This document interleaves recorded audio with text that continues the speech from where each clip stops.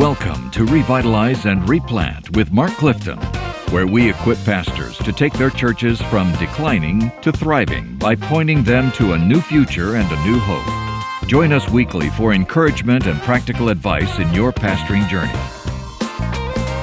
Okay, so you've done everything that you can do to start generating some excitement in your church. Oh, I keep forgetting to do this. It's Revitalize and Replant with Mark Clifton. That's the reason we hired you, Hurst. I know. You're to be the announcer. I know. And you're saying, this We've is got you Dan recorded. Hurst. You've already done it. You got the intro on Well, there is You're the good. intro recorded. That's true. But you're Dan, I'm Mark. That's Kyle. Kyle Bueermann over there. So welcome to the podcast, by the way, Kyle. It's nice to have you on here. Yeah, he's here It's in great place to be of on the mic. In place of Mark Halleck, who is away on sabbatical. You want me? I can do my Mark. Hey, bud. Hey, bud. Hey, Good bud. to see you, Hey, bud. bud. Hey, bud. Hey, bud. You got to Glad hug to us see you. the one you're doing that. You got to come over here and hug us all. You know? Especially Mark. You got to hug Clifton, who loves that so much. I do not love that. All right. All right. So you've done everything that you can. Your church finally has just a little bit of excitement, and your people are starting to invite people to come to church, and you're excited. The family comes and they visit, and then crickets. They don't come back. They don't come back. And you think, why? You know, we've done everything that we can. Why is it that visitors don't come back? I tell you, when I was at Warnell Road, we'd had, 40, 50, 60 people in our sanctuary that seated 500 or 600. And we'd get visitors because the church was located in a wonderful neighborhood in a beautiful big building. And we'd get visitors.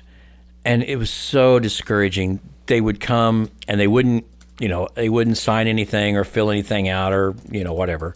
And then they would just leave, and you'd never see them again. Yeah. It was like Star Trek. They got beamed in and beamed out, and they would never. I think, why did they come back? Why didn't they come back? Why did they come in the first? Just give me something. Yeah. I would say that a lot of times in the early stages, we had more people not come back than come back. Mm.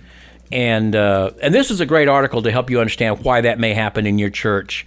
10 reasons, because they looked at some. I guess Rayner, they did some statistics on people who visited and didn't come back, and these are some of the top 10 reasons why they didn't come back to that church. Well, the first one is obvious because we've talked about this so many times, and that is that it's that time that you embarrass them, by an unfriendly and awkward stand and greet time in the worship service. Exactly.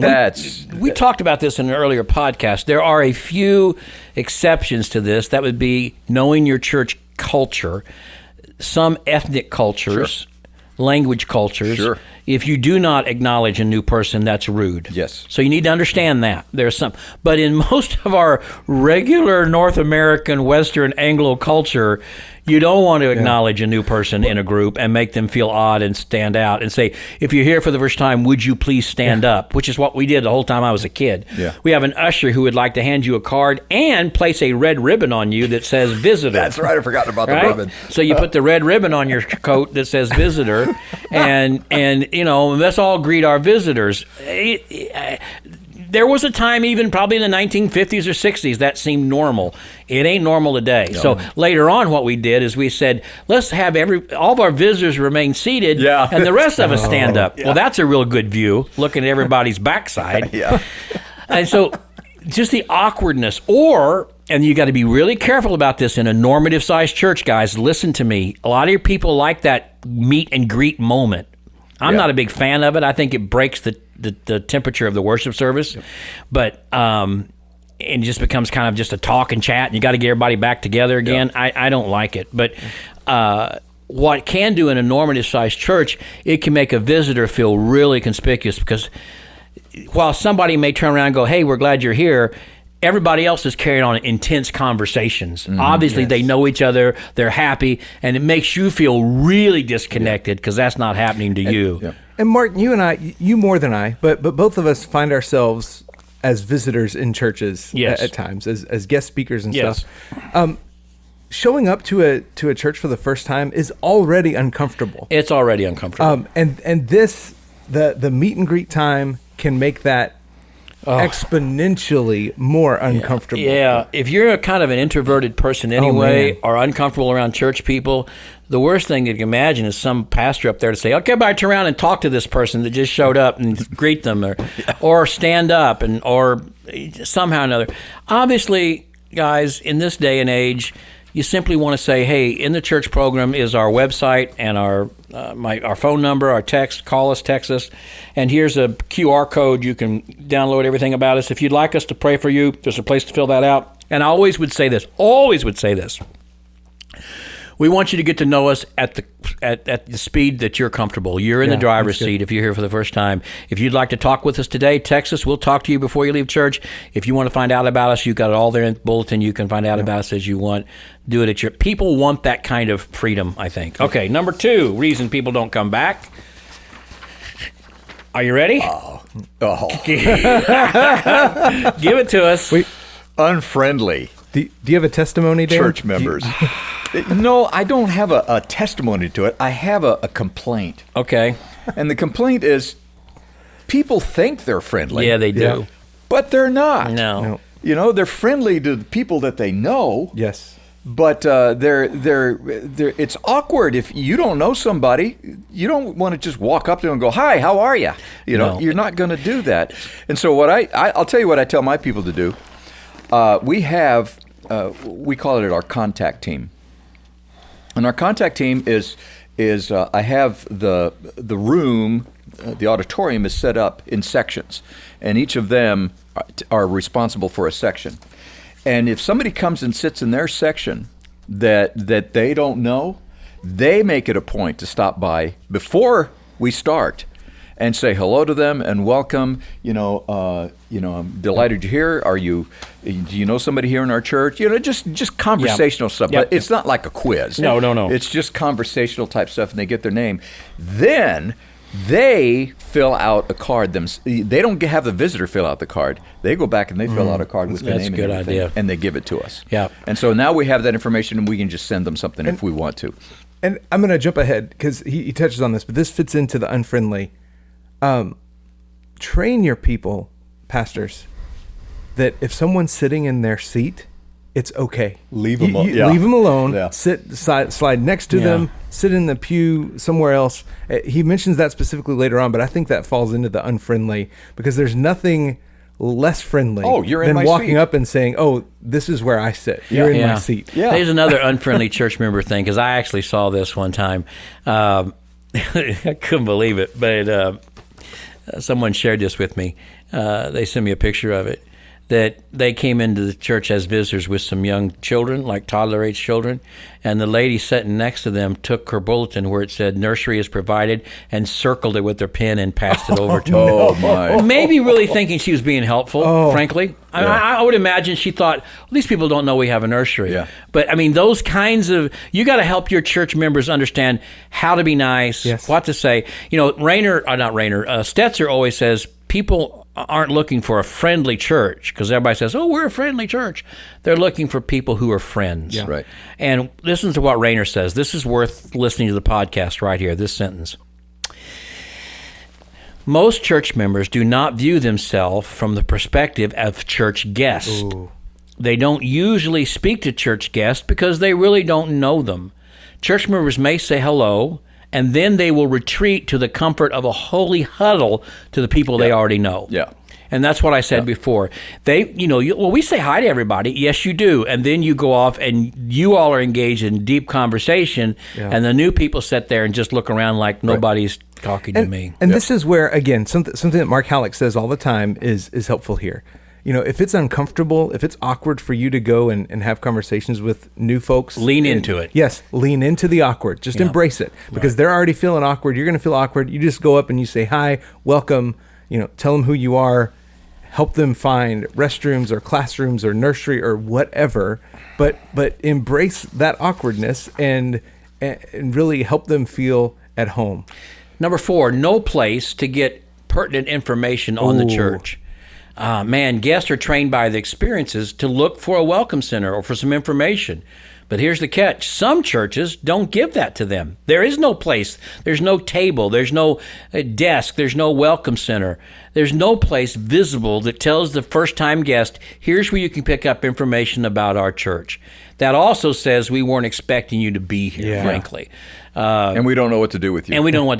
Number 5. Wait. We missed number 3. Number 3? Yeah. Oh, number 3. Yes, thank you. Number 3. unsafe and unclean children's area. We talked about this in a previous podcast. Yeah. But even if they don't take their kids, even if they don't drop their kids off there, if they take a look at it and it looks like a flea market with old toys and it's not safe, they're going to not come back. Yeah. You've got to have a safe, clean children's area. That's so important. If you're in your 40s and the toys in the nursery are the same ones that you played with as a kid, it's probably time to update them. Yeah, and we've talked about this on previous podcasts. Please, guys, please call your area missionary or your state convention today and say, we need help in our children's ministry. Could you connect us to a large church in our association or our city that has a paid church children's ministry director? And could they send somebody out to my church to do an audit of my children's space and tell me what toys should not be in there, what equipment should not be in there, what we need to change? Don't ask somebody in your church to do that. Get a professional to do it. You don't need Ninja Turtles in your preschool. You don't need Transformers in your children's area. Why? Because the church is supposed to be a different place. Mm-hmm. And when kids come in there, you don't want them to be thinking about Ninja Turtles and it's not a playground. It's not a playground. You have blocks. You have generic blocks. You have puzzles that have scenes of Bible stories. You have a home living area that has a kitchen and some pots and pans. You have some cars and trucks. And in that, you're trying to teach children while they play who God is, what God does. That's kind of hard to do with Ninja Turtles, right? And so sometimes people just bring their old toys and say, well, the kids can play with these. And if many parents will look in there, and if they see something that looks institutional and clean, they go, well, this place has a plan. If they see a box of old toys, I'm not going to put my kid in there. Mm-hmm. That's a whole other story for another day. But, man, that's one of the reasons people do not come back if they have children, if they do not see your children's area as safe, clean, and productive.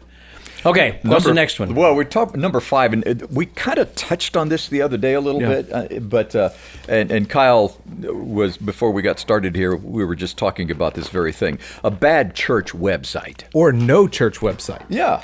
I know. There are some churches still don't have them, which is really odd. Listen, you do, and we said this in a previous episode, you do not have to have a fancy church website with bells and whistles and moving graphics, but you need to have at least a landing page that has service times, contact information, staff members' info, like let people know, because they are looking your church up before they're walking through the front door. That's right. And it doesn't have to be a great expense, but you need something that folks can find basic information about your church. I must tell you, in a normative-sized church, some of you guys listening to me, the problem is you've got somebody at your church who, quote, does the website, and they don't do it well. Right. I think that's where you lean into your associational missionary and you say, does the association have somebody that can help us with the website? Yep. And then you tell your church member, look, thank you, but my association has someone helping churches with websites. Find some way to get it out of the hand of the person who doesn't run it very well, doesn't keep it updated. I know a lot of pastors listening to us, they don't do the website. They've got a member who does. Right. And the member doesn't change it, he doesn't update it, he puts little funny clip art on it. It's a problem. So, and if that's you, right now, go check out your church website. Yeah. Go see what's on it. And again, lean into your association or even your state convention and say, can you guys find some way to help me through this? And they'll help you navigate. No, at the very least, you need to have the who, what, why, and where on the front page. Not your doctrinal statement. Not on the front page. You can have a tab for that. Right. But people that are looking for a church or that are new in the area or have heard about your church, I want to go check that out. It might be good. This is just my bias. I would probably on the one page where you see it, I agree, you need the location, the service times, the pastor, I believe, and maybe a line, you might say Warner Road Baptist Church or Warner Road Church if you don't have Baptist in your name. But then I think I would put the initials SBC. Only because if they don't know what SBC means, they don't care. Doesn't matter. But if they do, then they'll immediately know, okay, that's a Southern Baptist. It's a little frustrating sometimes when I can't figure out what this church is. That's a big deal. I mean, I'm sorry, but you're trying to hide are you charismatic? Are you hardcore reformed? Are you non-denominational? What are you? And sometimes I can look at even some of our Baptist church websites, and I can't tell. I have to really look and see where the pastor went to school to try to get some idea. Right. I mean, what is up with this? You don't have to, like Dan says, you don't have to, like, put it boldly across your top banner, but somewhere on your website, there ought to be some clues to people who are interested in that, that you are SBC or you're Assembly of God or you're whatever non-denominational is, which is a whole other topic for another day. One more thing about this, too. Yes. Be careful about the pictures that you put on. Oh, yeah. When you start putting pictures of your people on the website, make sure they're good pictures. And be careful about, and I got to careful about stealing pictures off other people's websites. There was a day when that could be done, but it shouldn't be done anymore. Well, and then using stock photos, pretending like these are people in our church. You're lying. You're just a big bold-faced liar when you do that. All right. Just be honest about it. I did a. You remember the first promo I did? I planted a church in Blue Springs, Missouri, called Castle Woods Baptist Church in 1983, and Dan came up to be my worship pastor, and I did a brochure. I need to dig it up and bring it here to our podcast called "I'm Excited." Yeah. The cover's a threefold brochure, and the cover of it said, "I'm excited," and you opened it up, and it said, "About the new Castle View Baptist Church." And I had photographs of the 7 or 8 people that we had in our church at that time. And I had their picture, and then why they were excited about it. And I'm excited about. And I remember I gave that to you, and you were so gracious. You were in advertising and radio, and you, that's a piece right there, isn't it? It took a lot of work. It took a lot of work. So I've looked at that since then. I thought, what a stupid. I'm excited. Of all things, I'm excited about Castle View coming. It's amazing how God blesses us anyway. Yeah, in spite of ourselves. That was the corniest looking brochure you could ever. Yeah, that church grew. You know what? If I find that, we can post it on the show notes. That I'm excited. That takes us to number 6, by the way. Because I am excited. Beyond a bad church website. I'm excitable. Let's talk about your signage. Oh, yes.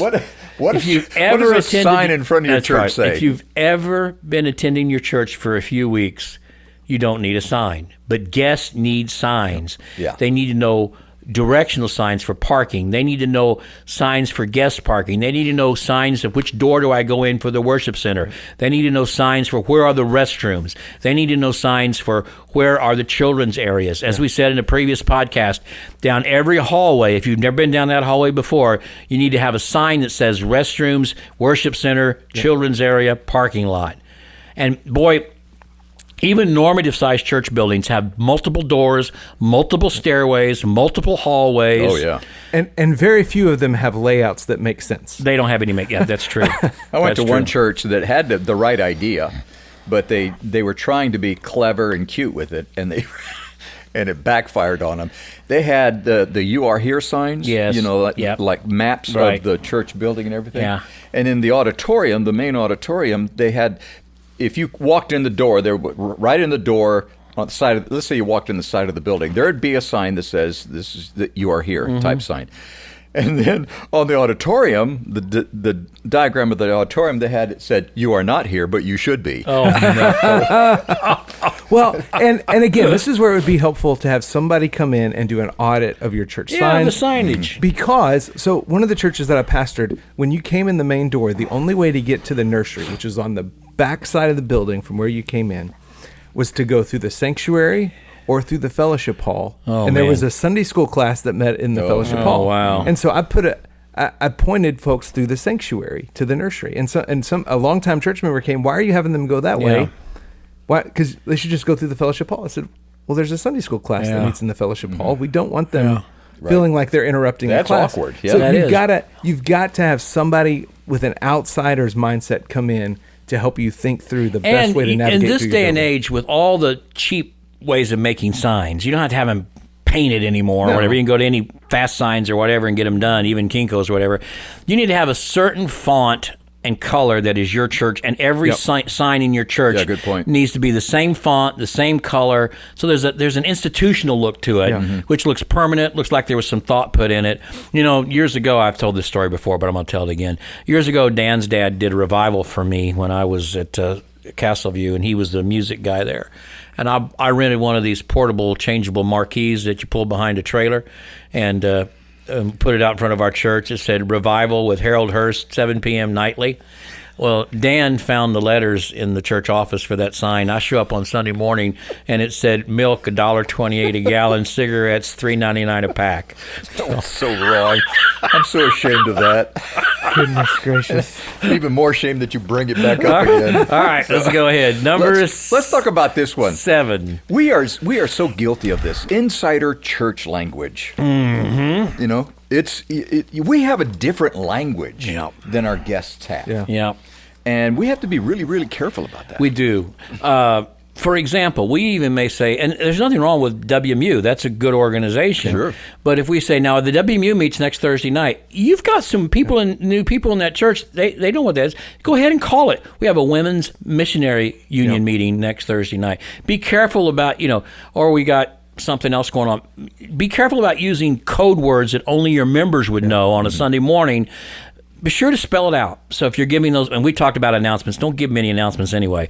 But even in your bulletin, I would try not to use initials and things like that only the inside folks know about. Yeah. I think that's refers important. to. So if you have a family life student you call the FLC, exactly, spell it out, because not everybody knows what that stands for. That's a very good word. And you would be surprised with what they come up with. Yes. Yeah. Think, that's what that must be. Yes. That's right. Good word. All right.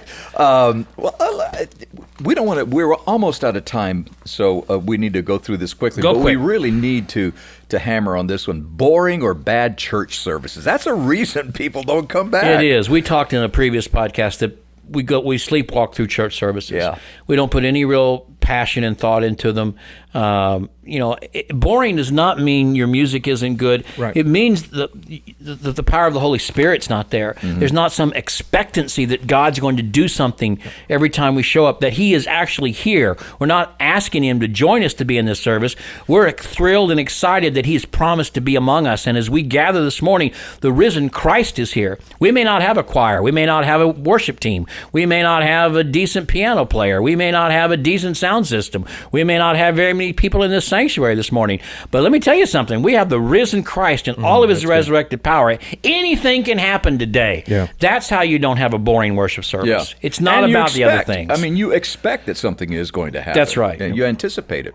And number 9, members telling guests they're in the wrong pew or chair. We've already talked on that one. It does. So, or even if they just kind of say it jokingly, hey, you're in my chair today, you're in my pew today. Or even give a dirty look. Yeah. Like, just tell your folks, go sit somewhere else. And lastly, and this is so important, dirty facilities.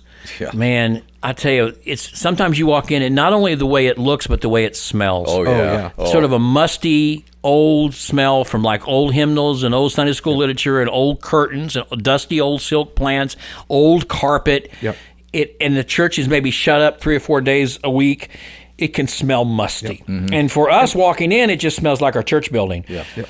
But for a new person, like, wow, this is not a good smell. So think about the smell, think about the dirt, think about the lighting. A lot of times lighting from the mid-century was not very good lighting.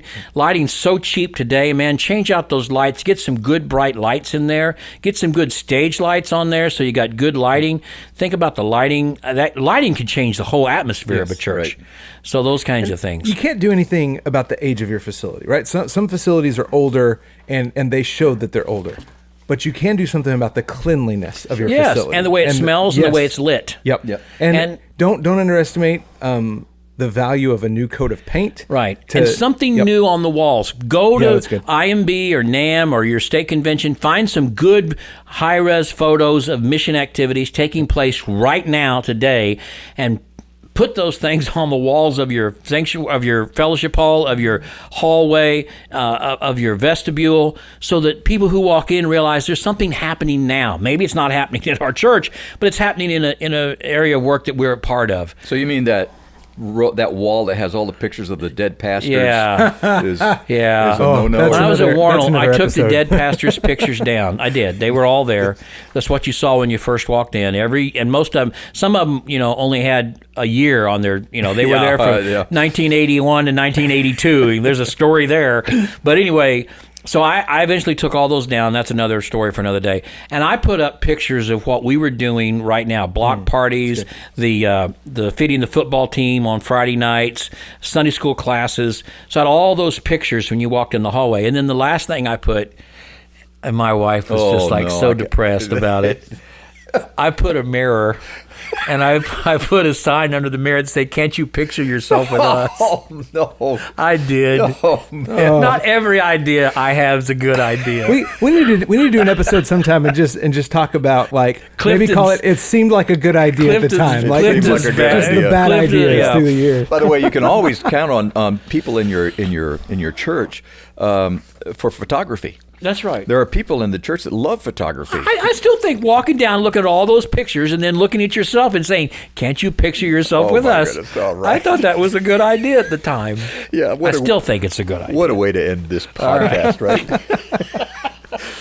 Okay, so we're going to wrap it up. Thank you for listening today, and we hope that it's been helpful, not depressing. But these are things that we just get into habits too, and sometimes we just overlook because we're so busy or we're so focused on other things, and we miss these little things that our guests see, and that affects whether or not they come back. We hope it makes a difference for you. Thanks for joining us today on Revitalize and Replant. This podcast is brought to you by the North American Mission Board, where we help dying or struggling churches regain health for the glory of God and the good of their communities. If you found this conversation helpful, don't forget to subscribe to the podcast on your favorite platform. To learn more about becoming a replanting pastor or to explore resources about revitalization for your own church, visit churchreplanters.com.